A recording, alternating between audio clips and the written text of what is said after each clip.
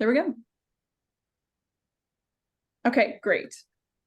So skipping right ahead along, this was my slide for background. No worries, Ren.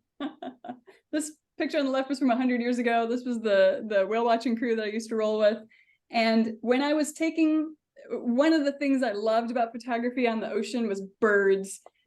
Birds move, the ocean is moving, your boat is moving, your camera is moving, the light changes all of the time because your boat is moving the entire time. So you just have to get this secondhand nature of how do I adjust rapidly to the changes. Clouds move over, clouds go away, the sun gets bright again. Taking pictures of birds. If you are trying to get better at photography, go try and take a good picture of a fast moving bird. That will help you out massively. Okay, so going back to what even is a camera, I just explained how we have a sensor in the background, then we have lenses in front of it. This is basically the same as how our eyes work, and I like to explain cameras in that framework. So if you think about your eye, you have basically your shutter or your blinkers, right? Your eyelids are your shutter. That goes through lens, a kind of gooey mass in your eye. I am not a physiologist. A gooey mass in your eye. And then all of that light hits the back of your eye, which gets recorded, sent to your nerves, sent off from there. Middle school science, as we might remember, everything that you look out and you see is just sunlight being reflected back at you. So if you're seeing the color red, that means every other color has been absorbed, except red is being reflected back at you as well. So again, just start seeing your world as light, starting to see it more as a camera. There are three, for a beginner's course, there are just three settings that I want to chat with you about that have to do with our eye. At the top, we have something called aperture f-stop. All I want you to think about with this number in your camera is that if the number is large, that means you're seeing far away. So if you have a large aperture f32, everything is going to be in focus. The person stood right in front of you, the mountains in the background, all of it will be as blown out focused as it possibly can. If your f-stop is short, if you have a smaller number at that f-stop, that means only the thing in front of you is going to be in focus and everything else behind it is going to be blurry. So you're just adjusting your length of your focus and where that's going to sit. So think about it as looking at a landscape versus having a book right in front of you. Now your shutter, this has to do with speed. We're away from distance and we're thinking about speed. And this has to do with how fast that shutter opens and closes again, which directly relates to how much light you're letting into that sensor to the back of that camera. When you have a super fast moving thing that you want to take a still picture of, you only want your shutter open the bare minimum amount of time to get enough light to record that what's happening. So think about something fast occurring, you want to capture that quickness, fast shutter speed. If you have something that's slower that you want to capture kind of the motion that's happening with it, then you can start to slow down your shutter speed. An example of that for the Niagara Falls here, same picture, same place, roughly the same amount of light. You can see the other one that has some clouds in the background. The slow shutter, leaving that slightly open longer, lets more light in. You see more of that water falling that gets captured to the sensor. Super fast shutter just takes a quick shot and you see everything kind of individually in the background there. You can see the water droplets individually. That's your difference between your shutter speed. And then lastly, go back. Of the three that I want to chat about today, the other one has to do with your sensor itself, the thing at the back of the camera, and how sensitive that sensor is to light. Ideally, you want to be as least sensitive as possible. And that will be determined by how much light you have to work with. So if you think about a super bright sunny day where you're trying to capture something moving very quickly, you want low sensitivity on your sensor, your ISO, as small of a number as possible. You want a super fast shutter speed, and chances are you're going to be somewhere in the middle or larger with your aperture too. The only reason that you would go super sensitive with an ISO is when you're doing night photography. If you think about, anytime you take your cell phone out at night and try and take a picture of it, it ends up looking really, really grainy. That grain is your sensor trying to be as sensitive as possible to get as much light in. And that grain is just the sensor itself. Some cameras have very, very good sensors. And when you start getting into the really expensive ones, like the mirrorless we can talk about in a minute, what you're paying for there is how good sensitivity that sensor is. But for most of us, you're going to want to operate as low of an ISO number as possible. You'll be able to tell when you get too low because your pictures will just be dark. They won't have any light at all because they're not sensitive enough. I usually try and operate 400s, 600. If I'm taking everyday pictures, I'm going to be around there. But obviously, if it gets cloudier, if I'm working in a low light condition, I'll bump it up a little bit more. How does everybody feel about that so far? Any questions about these three before I scoot along? I'm assuming these settings aren't on cell phones. But they are. So if you get into, they are nowadays, they weren't before, Sam. But if you get into like, I think on Samsung, if you go into more, and then there's something like Pro. So if you look for your Pro mode, I don't know if it's going to show me, but let me show you. No, because I'm blurry. But in Pro modes, you can change a lot of those settings. Okay. And I think Apple is also in Pro mode. Anybody else? Cool. I'm gonna keep going along. And feel free, if you run into a question, you don't have to wait. Raise your hand, unmute yourself, go for it. I hate lecturing, I like talking more. Kristen, thank you, portrait mode. So, and I will say this, quick note, I promised myself I wasn't gonna go down on this tangent. So that the reason why iPhones, Samsung phones, and others, the reason why they have like 4, 5, 6, 15 cameras on the back is because they don't have enough space for the physics of what a camera can do. So a camera needs the physical space and the lenses to manipulate light in the way that it needs to manipulate it for the sensor. Phones don't have that space, right? That's all they're dealing with. So they give you the same result, but they do it by taking essentially a lot of different settings per camera. And then the software itself lays that all on top of itself. So it looks like it's giving you like this really decent aperture shot, but it's actually just a whole bunch of different settings on the different camera. Anyway, but it gives you the same result, but it's slightly different is all I'm going to say about it. I will go on and on. But thank you, Kristen. It's a good point. All right, so light and settings. Your camera will fight with you. It will try and tell you what it thinks are the best settings. What I'll encourage you to do, especially those of you who are shooting with DSLRs, just pick one of these and go out and have fun with one of these settings. Change that setting around every once in a while and see how that changes your picture. Take multiple pictures of the same thing, but just remember what your settings were. And of course they get recorded too, but see how that changes that picture over time just by changing the settings itself. That will help. That gets you 80% of the way there when it comes to good photography.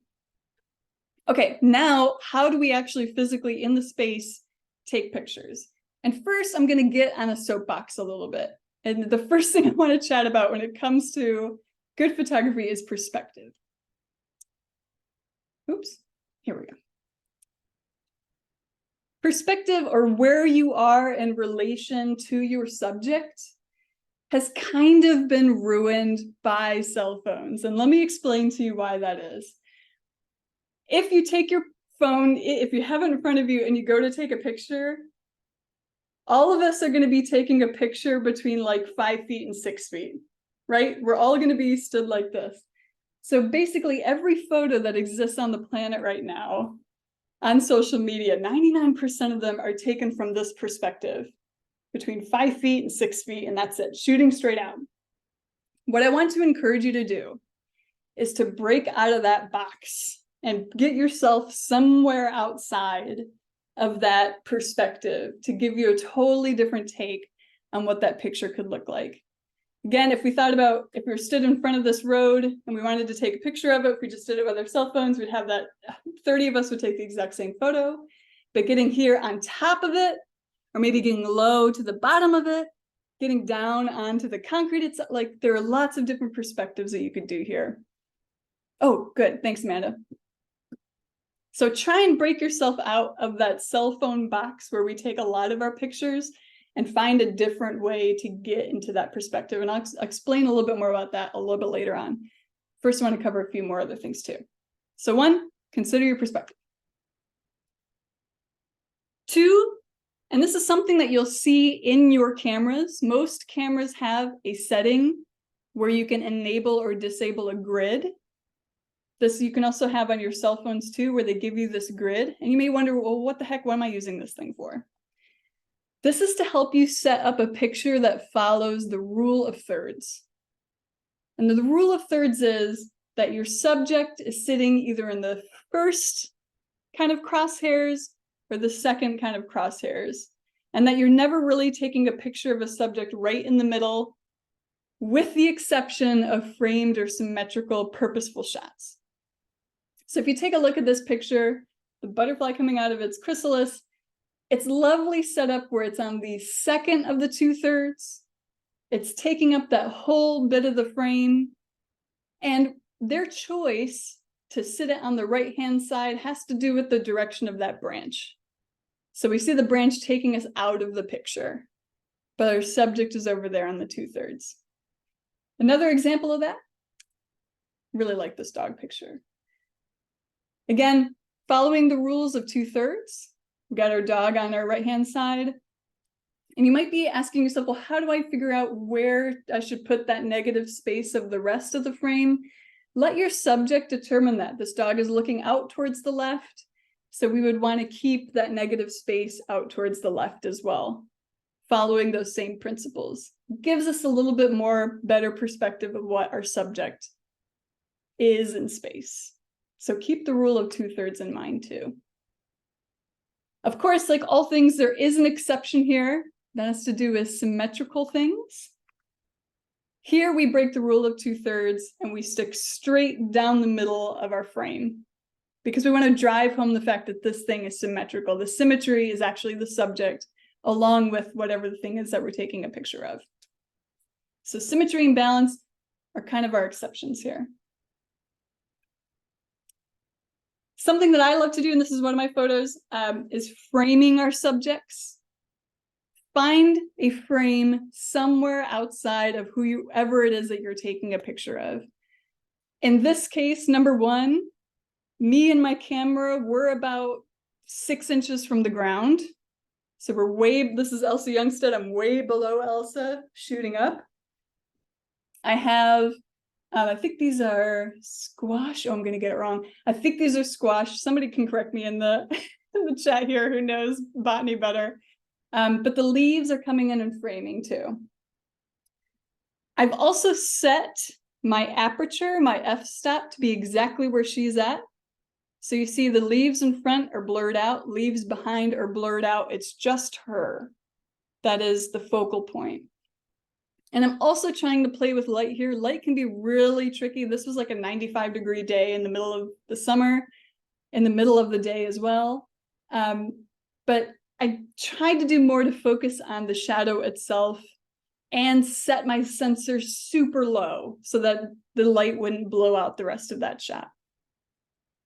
So if you're looking to give a little bit more interest to your picture, see if there's a natural frame occurring somewhere. If you have leaves that are there, if you have, you know, in a lab, if you could get really low with your subjects, if they're doing stuff with any sort of equipment, if you can get an equipment POV of what they're doing, that's also a really wonderful frame to use too.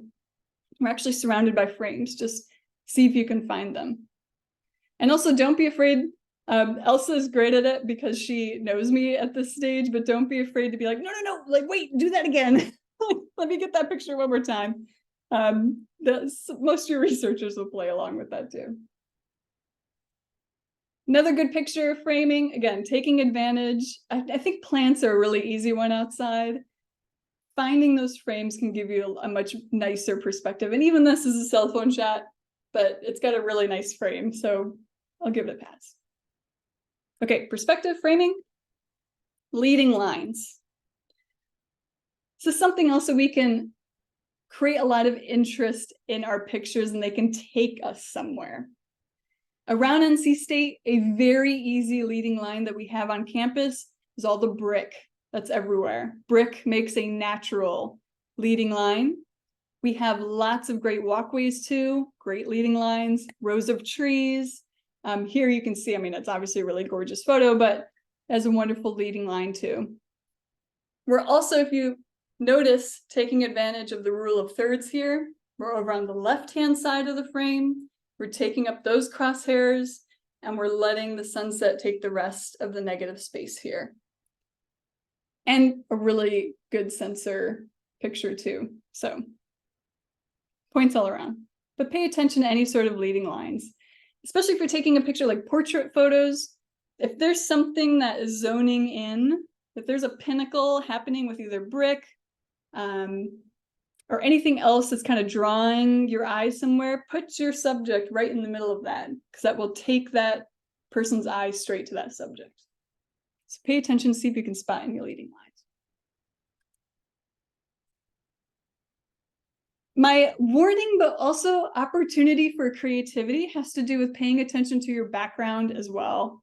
I've had so many pictures ruined by either power lines in the backgrounds, or, you know, I just wasn't paying attention and the parking lot was in part of the background too. Pay attention to that just as a cautionary tale, but also pay attention to it if there's a bigger message that you want to say in your picture. This was a picture, it's turned out really blurry full screen here, but this was a picture about a nesting pair of bald eagles at an energy plant. It was up in Michigan. So this was an intentional choice to make sure they got this really kind of majestic eagle soaring with what some people might consider a pretty ugly towering power line in the background too. But background is a really interesting way for us to tell more about what's happening in that picture too.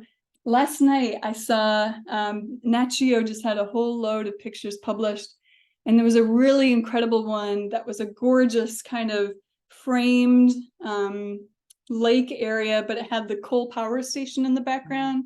That was also a really phenomenal way of using background to communicate a little bit more as well. So pay attention to your backgrounds, for good and for bad. And then one of my favorite things to play with are light angles. This is where you can really have a lot of fun with your cameras. This is another one of my photos. This was from white-tailed deer research that researchers and students in the department are working on. It happens at night. And it feels like a Dutch Renaissance painting. There's something about it that the whole night I really enjoyed. This I was shooting with the mirrorless camera, because the mirrorless camera can get way lower ISO during dark times. It has a much more sensitive sensor. So you don't need to blow it out and you don't get very grainy shots, even when lights are very low. I'll also encourage you, if you're working with people out in the field, headlamps are some of the best things for photography. This is Micaiah taking the time, making sure that they're not keeping the deer too long while they're working her up. She's obviously got her headlamp looking down towards the deer itself, but this is not all the fill light. I have 2 headlamps on, and I'm shooting those headlamps towards her too while I'm taking a photo, so that I can fill more of that light. If I was just relying on Micaiah's headlamp, I wouldn't see the toolbox and everything else that's happening around here. I also have my own source of light that I've brought with me too. But headlamps, man, they're cheap, they're easy, they're portable, and they're going to look where you point them to. So I highly encourage, if you're doing any sort of night photography, especially in the field, take advantage of headlamps. They are wonderful. But I really loved this whole series. I really, really loved taking photos of. And you can also, like I've just alluded to, take advantage of the light that is out in nature. This was a student who was doing stream research that had to do with invertebrates, and she was not naturally there. We were actually further downstream, And I looked up and I just saw the scene where we had the stream going in the background. And it just happened that there was all this wonderful, beautiful dappled light hitting the bank. And I asked Sam, I was like, hey, go over there and do something with data, make it look sciencey, to take advantage of that wonderful light that was happening there in the background. So once you start seeing your world as light opportunities, then you can really start to throw your subjects in there too. There's a little bit of leading line with the banking, but really trying to take advantage of that dappled light. And if you're working in a lab, I know we sometimes think of like, oh man, labs are so hard to shoot in. They're also very good opportunities to control and bring your own light to that area, and then also take really fascinating photos. This isn't of a lab, but it drives my point home. Different angles and setting up your lights in different spots really convey and give you a different shot, and they give you a lot of different emotion too. So take advantage of it. I'm going to plug them at the very end, but our library system at NC State has tons of photography equipment that you can request and they will lend out to you, including light kits. So take your light with you if you're shooting inside. If you're shooting at night, bring your headlamps. And if you're shooting during the day, let the sun do most of the work for you and find those spots that are giving you very cool light angles. How are we feeling so far? Any questions there about perspective or light or leading lines?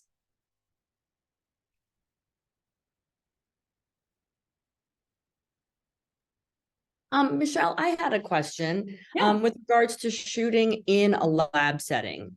I've definitely had to deal with that in the past, and often the light can be kind of harsh. And if you're not able to bring light and you've got to work with what's there, what kind of ISO should we be thinking about? Angles, thoughts for how to make it look a little bit more engaging, so it's not just we're in a white sterile lab. Yeah. Yeah. So I'm very lucky that I don't have to shoot in labs very often, but when I do, I will encourage you to try and find a lab that has good windows and turn those fluorescent lights off. Try and get your subjects over towards that window. I will oftentimes literally sit in front of the window, like on the counter, to take pictures of them with that sunlight coming behind me and lighting them up. So if I'm doing a wide shot, I would try and do it that way. I do bring my own lights with me because labs are terrible. And then also with labs, what we do have, again, is a lot of very cool opportunities for leading lines. Counters themselves, you can set up a nice shot on the edge of a counter to look down at what the researchers are doing. Getting low to where they're at, and especially if they start doing stuff that's really fine, making sure that I always beg for forgiveness. Again, everybody's used to be in the department by now, but I will get right up like, that far away to get that really nice photo of them doing something that's more fine scale. But again, Amanda, there's no easy fix for lab light. And really, I just try and do my best without fluorescent lights whenever possible.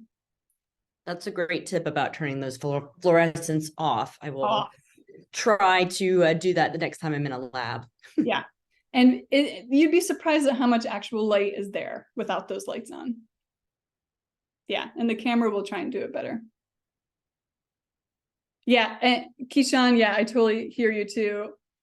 We're getting there with the LEDs, but man, those fluorescents, you just got to turn them off and let the camera do the work. Anybody else? Any other quick questions? Or long questions? All right. I will charge ahead. So the next a question I often get is, where should I stand? Like, how do I figure out, okay, that's great. You've talked about perspective and you've talked about, where we should do this and that, whatever, and what we should think about. But how do I figure out where to do that in the field? And my advice to you is to say what's happening out loud and do the opposite. So here's a case of Michelle Kirchner. She's a graduate student in the department. She's working on canopy ants. So she goes, like 75 feet into the air to go look for ants. She runs into hornets' nests and all sorts of stuff. It's a really great YouTube that Adrian Smith did of her work. But anyway, here's the same shot but it's got a totally different perspective. And the way you figure that out is you look at this and you go, okay, Michelle is going up into the trees. So I want to get down, looking up towards the trees. I want to give that perspective of what she's doing. So here she's just going up. This is my cell phone shot on the left-hand side. On the right-hand side, again, 2 rule of thirds. She's in the center of the frame, but she's not taking up the whole center box. She's occupying the bottom rule of thirds. My negative space is going to be where she's going, just like with the dog. The dog was where the dog was looking. Here's where Michelle is going. She's going up into the trees. So I want to show that too. I did pick which of these saplings to have in the background. I wanted to have some leading lines pointing us up that way. So I made sure that there were trees that you could see those leading lines going up as well. Yeah, and she looks way higher up in the tree on the right-hand side than she does on the left-hand side too. Again, it just gives you more of that perspective. She was only maybe 3 feet in the air at this point, but she did go all the way up into the top of that. I don't know how she does it. So say what's happening out loud. Okay, so a researcher is in the lab and they're doing, something with microscopy. That microscope is going to be part, but it's not going to be the subject. The person is going to be the subject. So how can we get that person in a rule of thirds situation? And how do we get that microscope as maybe giving us a leading line into something? And again, don't ask permission, but don't be scared of getting right up in weird angles and trying a lot of different things to get an interesting looking shot versus just standing in the background and going that way. Again, researchers are game for you to be. Usually I've found researchers have been pretty game to let me be weird and creative when it comes to taking photos. So describe it out loud. Say it out loud what's happening. That will reveal where you should probably hang out. So now I'm going to open it to you. Here we have a photo. Take a look at it, and then using some of that new language that we just talked about, perspective, leading lines, aperture, ISO, etc. Please describe to me things about this photo you like, things that you would have fixed, some different ideas that you would have tried. How do you see this photo within that new framework? And you can put in the chat or you can unmute, whichever you'd like to do.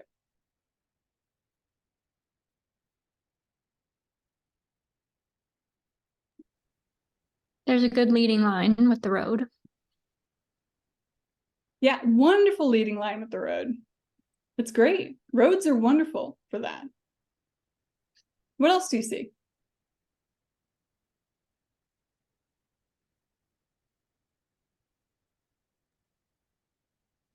See, it's got a short f-stop, I think. Other way. So Other way. I got it backwards. Far away. Yeah. You knew it was going to be one under the other.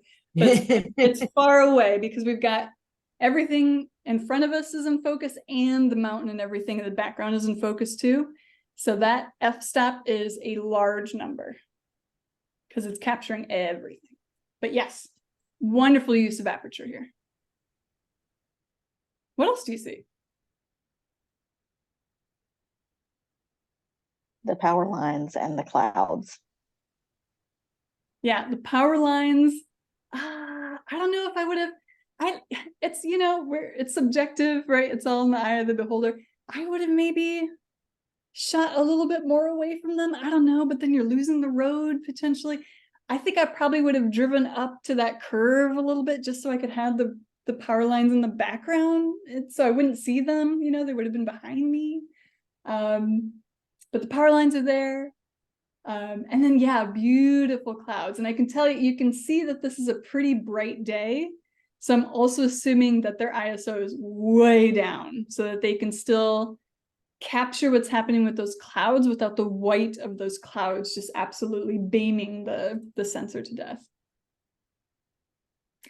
What else would you have tried? What other angles or other things might you have tried to do?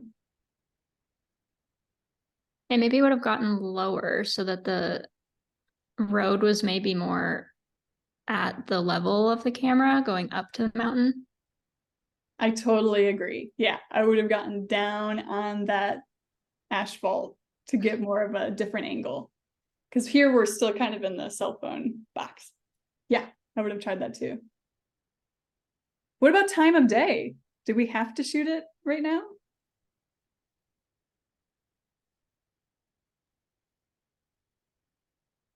Maybe a sunset or a sunrise, because that's pretty bright light. Yeah.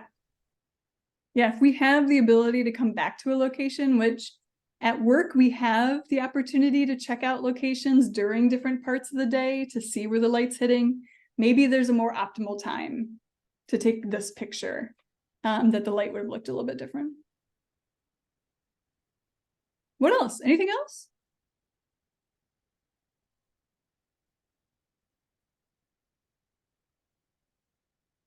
Keyshawn, you want to chime in?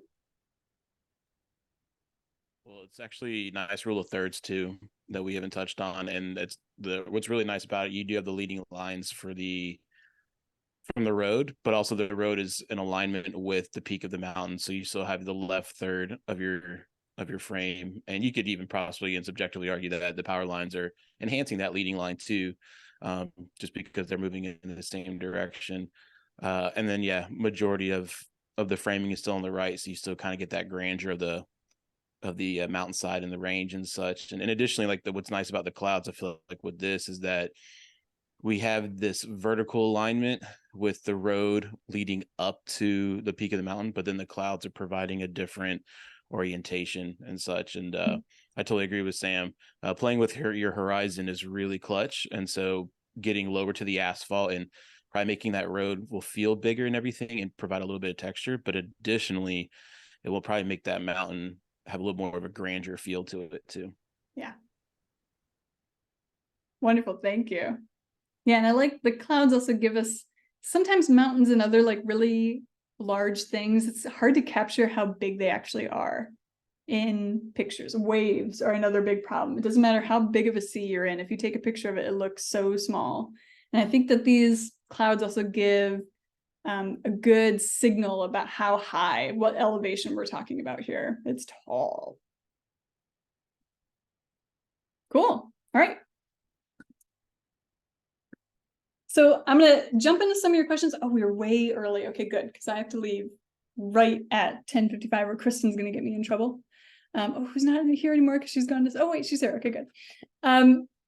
So some of your questions that I got had to do with gear. And you'll now know that gear has everything to do, and the decisions that you make with gear have everything to do with the picture you're trying to take. So unfortunately, there's no easy answer for this. There are a lot of, once you get advanced into a certain type of photography, then there are better types of gear for it. For example, if you're going into night photography or low light photography, then you want to work with types of equipment that are set up that have sensors that are good enough for that. If you're doing wildlife photography, that's a super fast moving animal, say another example being birds, then your lenses are going to be a really important thing. The length of your lenses, not only how big of a lens can you afford, because once you get past 400 millimeters, they get outrageously expensive. But for my case, like I needed to start lifting weights with my left hand so that I could constantly shoot like this for hours. So there's a lot of considerations that are really specific to you and the types of photos that you want to take. For me, I think it's more important to focus on understanding those kind of basic physics of how cameras work, and that will help inform the rest of your gear questions. I also want to plug, and I will again in a minute, the library at State has tons of different types of cameras that you can rent out, including mirrorless cameras, which is all the rage at the moment. Check them out and test them out and see how they do. When I was, for example, traveling and I really wanted to get pictures of the Northern Lights, I knew that that was going to have to be a really good sensor camera, and I wanted to have a mirrorless camera because those sensors are just way, way, way better. Oh, I might actually be able to, let me stop sharing for a second, see if I can find one of those photos. Yeah, it's my background here. It's not actually an awesome picture, but I just really liked it. This was my desktop. This was a mirrorless camera. We had a full moon as well, which was not optimal for taking night photos because it actually let in too much light. But you can start to see some of the stars in the background here. This was like I don't know, I want to say like a 30 or 45-second shutter. That's a really long shutter, which is another thing you have to consider about your gear if you want to do this type of night photography. So my poor subject here, he had to keep that pose for 30 seconds until I told him it was safe to walk away from it. But yeah, focus on what type of photos you want to take, and then that will help inform what type of gear you want to have too, and borrow stuff. You can go out there, check things out, and try it out. And then the next question I had, we kind of already touched on it, but it had to do with those challenging conditions. And my advice to you is take control of as many variables as you can. So if you know light is going to be a big problem, if you can bring some of your own light, do. If you know that it's going to be wet, get ready for that too. If it's going to rain outside, make sure you're ready for that. I have to say, GoPros lately have gotten very, very good. Even in low light conditions, they're not as grainy as they used to be. So a lot of my fieldwork stuff, especially if I'm giving cameras out to people who I know realistically they're just going to throw that camera into their pack and keep going, a GoPro's a pretty good option. They're doing pretty decently well, and you can get the wet and it doesn't matter. But try and take control of as many of those variables as you possibly can. And that will super help out with some of these challenging things. And again, keeping in mind that whatever your subject is doing is also going to determine a lot of those extras, what type of lens, what type of lights you might want to bring, etc. And also, if I'm bringing light along, especially with researchers in the field, I always double check if that's okay. Sometimes they might be working on a species where it's not okay. So just keeping that in mind with them too is good as well. And red lights for your headlamps, also very cool for making very awesome photos in the field. Oh, I think, yeah, okay. My plug, and then we'll launch into a discussion and some questions here for the last like 10 minutes or so. Again, university libraries, NC State. I'm not sure if this is more spread out at other universities. If it's not, I'm so sorry. But at NC State, we have an awesome tech lending program. Lots of camera kits, lots of cameras, lots of lenses. You can request things. They will get stuff in. They have light kits, stabilizers, all sorts of different things. Even if you're shooting with just a cell phone, they have one of the DJI stabilizers for your phone as well. Rent them out, try them out. It's just a wonderful service that I wish more people on campus knew about. And they're super helpful when it comes to making those decisions about what you're going to try and take pictures of. So do check out Tech Lending online as well. Most of these, I think you can rent out for like a week. I will sometimes get extensions. I'll just write in and ask if I can get an extension if I'm going to be in the field for a while. As you have probably seen with our library staff, they are so chill and so willing to try and help you as much as they possibly can. And they have robotic dogs and cats. This is news to me. Wonderful. Good to know. But yeah, from here, if y'all have any questions or discussion, I'm happy to chat with you about them.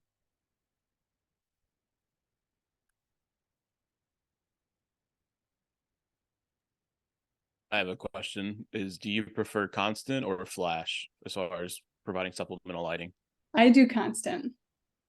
Unless it's an exception if I use flash. But I like to have constant. And do you ever have any experience or issues with any type of banding or flickering? Obviously, with my differ between fluorescents and LEDs, but overall, when you provide your own with banding or anything like that? I haven't so far. But I think because most of mine have been LED panels, it hasn't been so much of an issue. Even well, I guess those are LEDs too. I was going to say the headlights or headlamps do really good too, and they're very constant. But I haven't run into that much. I think because I'm sticking with LEDs. Cool. Yeah. Yeah, thanks. Anybody else?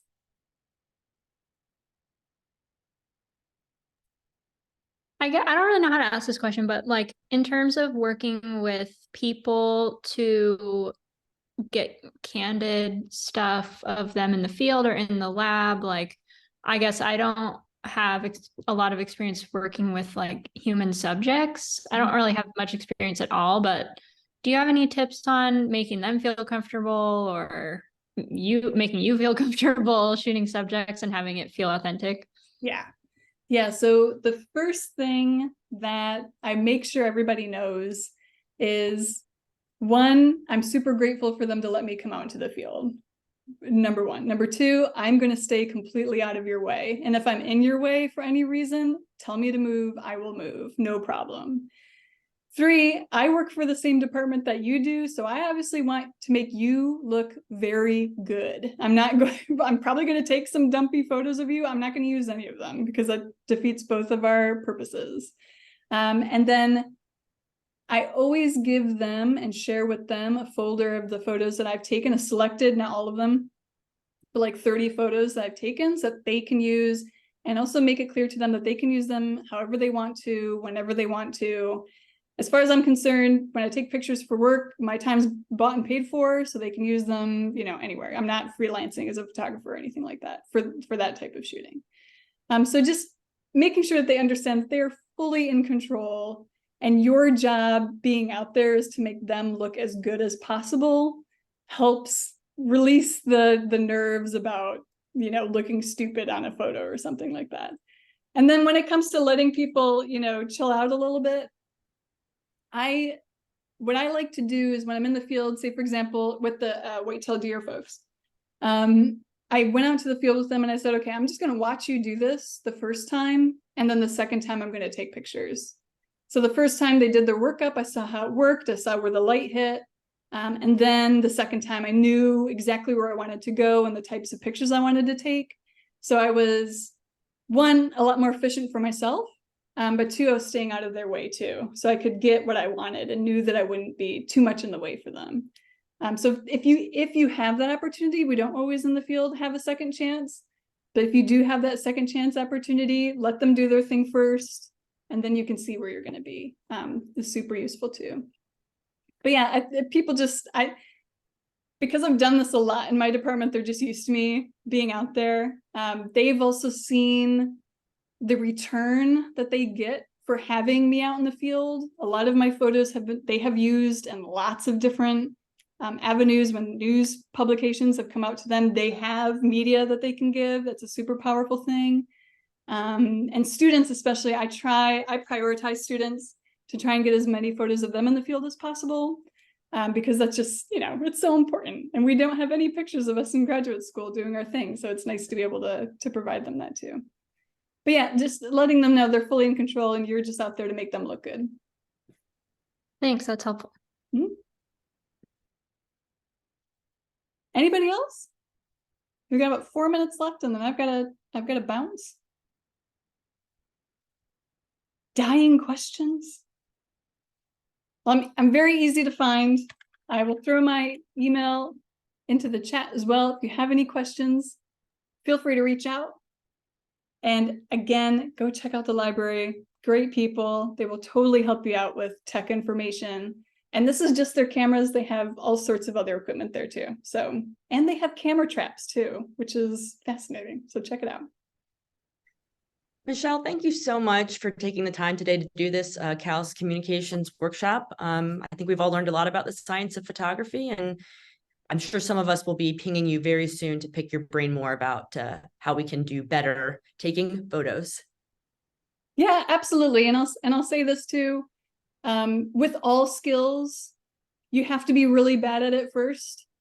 So every time you go out there and you do take very bad photos, just recognize that that's part of the process and you're getting better. So I took tens of thousands of horrible, dumpy pictures before I started taking ones that could win awards. So it's just time, just practice, get out there, take pictures. Thank you so much. And thanks everybody for joining us today.